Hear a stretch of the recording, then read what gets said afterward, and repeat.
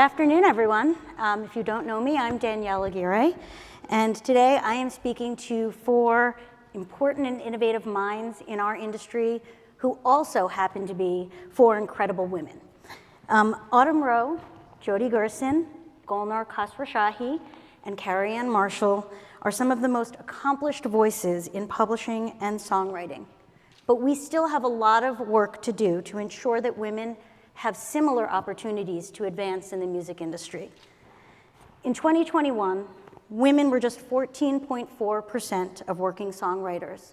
They were just 3.9% of producers.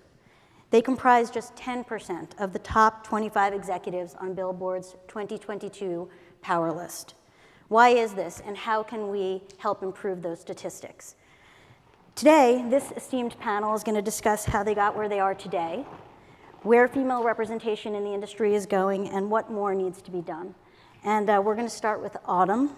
Autumn, I know this is your hometown of New York, and you grew up here doing a lot of singing. So at what point did you move to becoming more of a songwriter and think, I can really make it as a songwriter in this industry?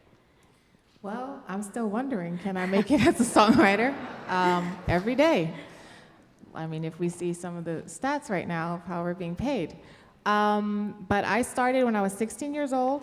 I was interning for Island Records, and I worked my way up. It took me 12 years to make any money as a songwriter. 12 years later, I just got my first Grammy. So it's been a very, Thank you so much. It's been a very, very, very long journey. There were no shortcuts at all. So yeah. And how often do you write with other female songwriters? Is it something that you seek out actively?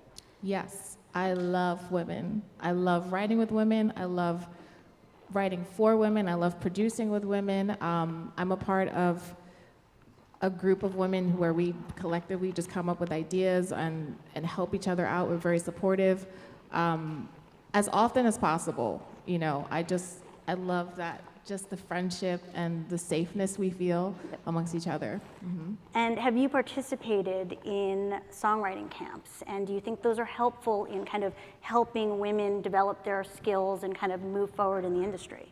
I have. I've done the YouTube music camp, and I did She Writes camp, and I'm gonna do She Is the Music as well.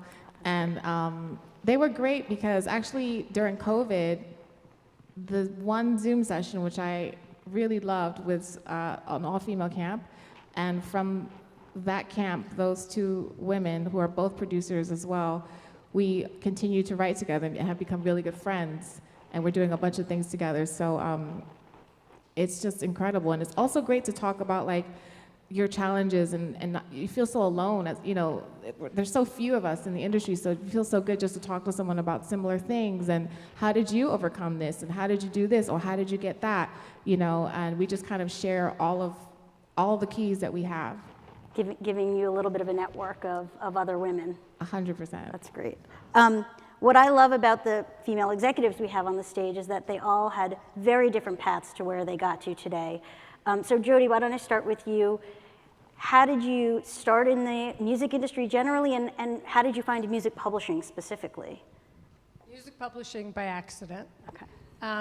I grew up in my dad was in the music business, in nightclub business, and you know, so I grew up around a lot of music growing up. So I knew music was going to be my career. And when I graduated from college, from Northwestern, I put on my interview outfits. And I went around and I literally met everybody at every record company. I networked, and there weren't any jobs. And someone who I had met, you know, it was the college rep at Sony, said, oh, a friend of mine who I went to camp with is looking for a job at Chappell Music. I'm like, I have no idea what that is, but okay. And I went to Chappell Music, and I took a typing test, and Great. I did. I was like, my mother kept saying to me, learn typing. I'm like, I don't know typing. And I got the job anyway, and it was the greatest thing because I took an entry-level position. I was the archivist. I Xeroxed lead sheets and made copies of lyrics, and it gave me the opportunity to really start to learn a catalog, and I very quickly also took on the job in the tape room, which gave me the opportunity to learn the catalog, and it ended up being the job that I'm so grateful to have it. It was really the right career for me, obviously. That's great. Golnar, I mean, I know your path was a little different. How did you get started in the music industry? So I have a background as a classically trained musician. Music's always been a part of my life, both through the Royal Academy and the Royal Conservatory, and I never really thought that it was going to be a career for me because I was nowhere near good enough. But I also came from a business family. I came from a family that had investments in a lot of different kinds of royalty businesses, and I had a professional background in music licensing, in advertising, on the buy side, really. So it was a bit of a perfect storm when all of that came together, and I sort of jumped in feet first, and here we are now 15 years later. And Carianne? I always was a fan of songs. I didn't know publishing existed, but I was like the mixtape kid. You know, it's like anytime it was somebody's birthday or special occasion, I'd make a mixtape, and it was like, found a playlist the other day, you guys, or a notebook of all the mixtapes I made for my friends, and it's slightly embarrassing. And kind of funny that I ended up as a publisher, because it was not genre specific, it was kind of all over the place. My parents are total civilians. They still don't really understand what I do. But I just knew I wanted to be around people who could create music. I took piano lessons and was terrible. You're much better than me. But I tried to just figure out a way in however I could. And you know, I went to USC in Southern California. I worked with my friends' bands doing local booking and you know, live music production, and got an internship at Elektra Records. And I kind of was figuring out the business a little bit, and I ran into a friend of mine at a show, snuck into the VIP area, saw her there. And she told me about a job in music publishing at Universal Music Publishing. This is in the 90s as an A&R assistant. And long story short, I ended up taking that job, and I haven't looked back since. I love publishing, love it. You guys are all incredibly successful, but I'm sure, as we all know, but I'm sure that did not come without any bumps in the road on the way up. And so, you know, if you could think back, was there a specific obstacle that you faced and had to overcome to kind of get where you were that you remember? Or if not something specific to you, is there something you kind of see every day in the industry that you look at and say, this is kind of making it very difficult generally for women to advance? I guess I'll start with you, Autumn. So my biggest challenge when I was starting out was the lack of mentorship. And it was really, really hard. This was like Instagram, where you could DM people and whatever. It was so hard to find anyone who could just give me solid advice that didn't have any weird motives, or it was hard to even research people. So I used to pray and pray and pray, not for success. I used to pray for a mentor. And that's why I do so much mentorship now, because it's so valuable just to hear someone with real advice, I think that a lot of people would say that just one person who can help guide you is really important. Jody, what about you? Me? Feel There free are to a lot. name Listen, I names, think we can focus on obstacles, which I always turn into opportunities. But I think the biggest obstacle when I was coming up was there weren't a lot of women. And I really do believe there are much more women, and we have a much different experience in life than men do. Mothers are different than fathers. They just are. And I think I think part of what the challenges are is that we're particularly hard on ourselves, and we're running companies, and we're raising children, and we're being great friends and whatever. And so I think the opportunity is sisterhood. And the opportunity is sharing our stories and be honest with our friends, because I am telling you, my experience is not different than your experience, or your experience, or your experience. So I would take any of these obstacles and turn them into opportunities, and I think that's how you do it. That's great. Golnar? It's been all good. It's fine. That's No it. problem. Totally smooth. No issues. No issues. I don't think the obstacles are unique to music. I think we've all been in a room where we haven't been taken seriously enough, where we haven't been thought of as the leader. And you just develop a thick skin and you figure out how you get around that. But I agree with what Jody said. I mean, what is an issue for all women is how to have it all. How do you have a family, be a mother, raise your kids the way you want to, and lead a business, and be a friend and a mentor, and do all of those things at a level that you want to excel at. That is the biggest challenge. It is a challenge every single day. And Carianne? Yes. Yes. Yes. Yes. Agree. I mean, yeah, I think so many of our experiences are similar. I think you said something, Danielle, at the beginning of this panel that's really interesting, is all of us have shared experiences, even though our paths to getting where we are now have been very different. And I think one of the things that I started to notice, and I don't know if I'd totally call it an obstacle, but it is something that I thought was really fucking annoying, frankly. I always do that, sorry. But really annoying was that people expected me, or women in particular, to fit in a certain slot, to be a business person a particular way. And I think that is something that we all need to really pay attention to. I was talking to a woman who I work with today, and she was just talking about her experience. She doesn't have children. She's a single person in her 40s. And she said, people are expecting X of her, and people expect something different of me or somebody else, meaning that I should say, expecting everybody to fit a certain mold.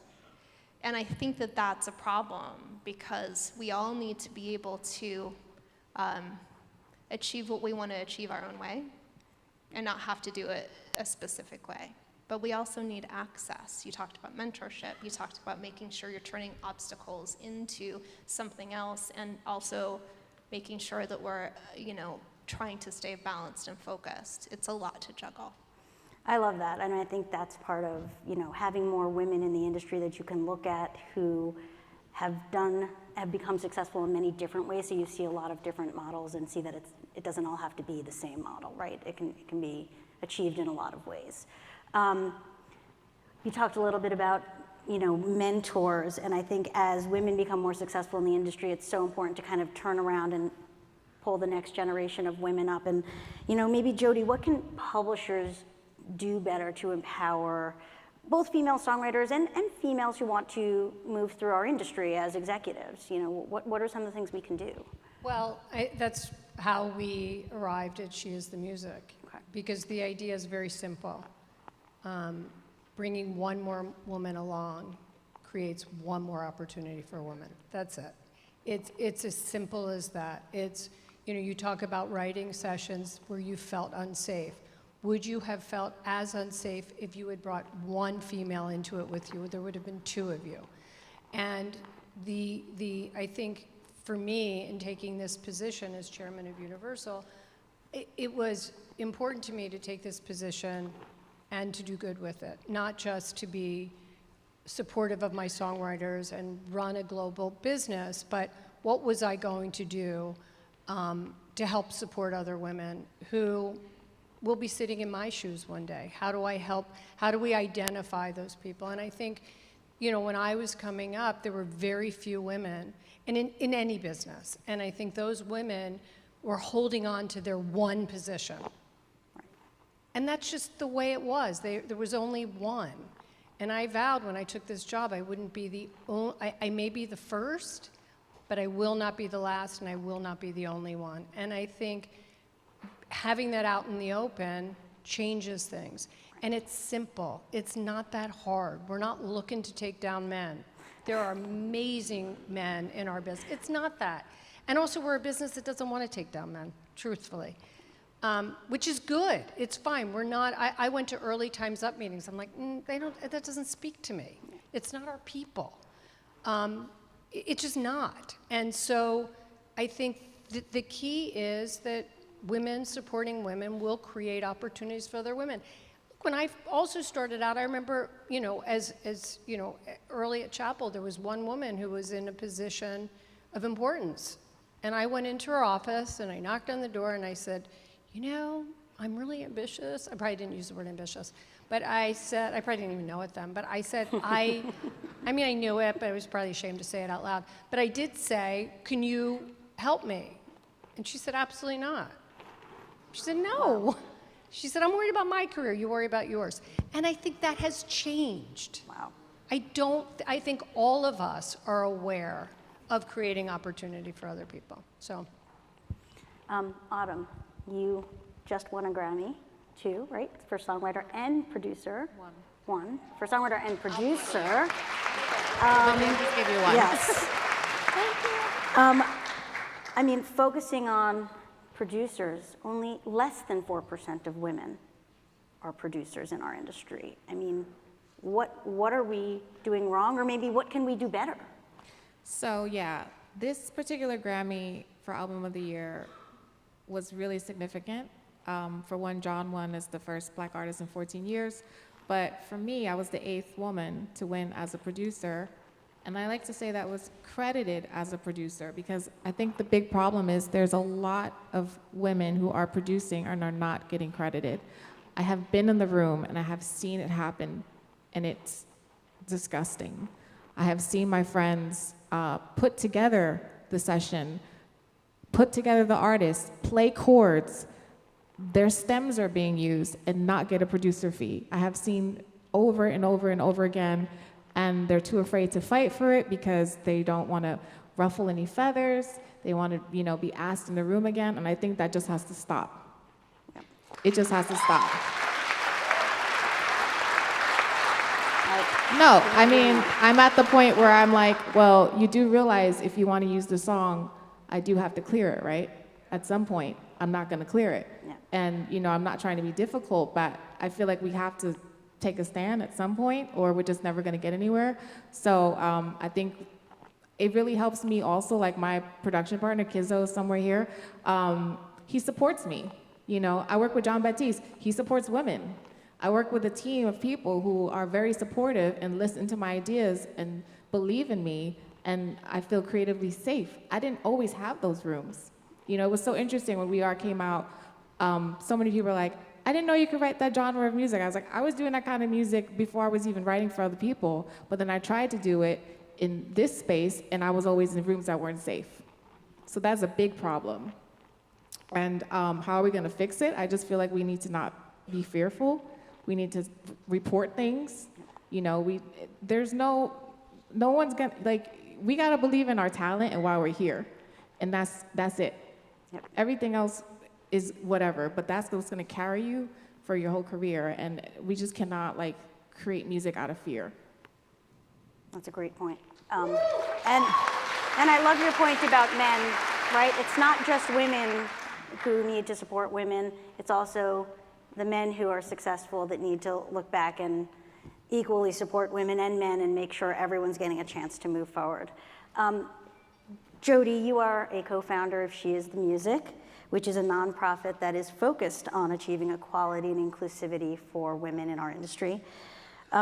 Do you believe She's the Music has started to have an impact in the industry, and if so, what specifically do you think's working?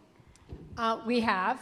I think it's going to take a long time, because it's not like overnight, all of a sudden, there's all these women having success. But we've got incredible mentorship programs. We have one going on right now. And I think we've raised the consciousness of people to really recognize, especially women, to give other women opportunities. but I need every woman in the music business to be part of that. It's not my organization, it's the organization of the industry. And I think we all owe it to ourselves to make a difference by being supportive and hosting writing camps, being open to mentoring people, and so many people in this room are doing that already. So I think that's the key. So that's a great segue. In 2018, NMPA committed $100,000 to She Is the Music, and the icon for that year, the incredible Alicia Keys, was there to accept our contribution. And that money enabled aspiring female musicians to access education and mentorship programs and learn about engineering, songwriting, production, and things that they are currently very underrepresented in. And so today, we are excited to announce that we are once again going to commit another $100,000, this time to create a She Is the Songwriter songwriting camp, which will promote, advance, and provide opportunities for female writers based on the success of previous songwriting camps that She Is the Music has run through its She Is the Producer initiative. We are confident this will go a long way to inspiring young women to pursue their creative passion. I could talk about this all day. We were not given all day, unfortunately, to hold this panel, so I'm gonna have to wrap things up, but I just wanted to say thank you to you guys for being here. This has been wonderful, and we all know that you have been and you will continue to make a positive impact in the industry, so thank you.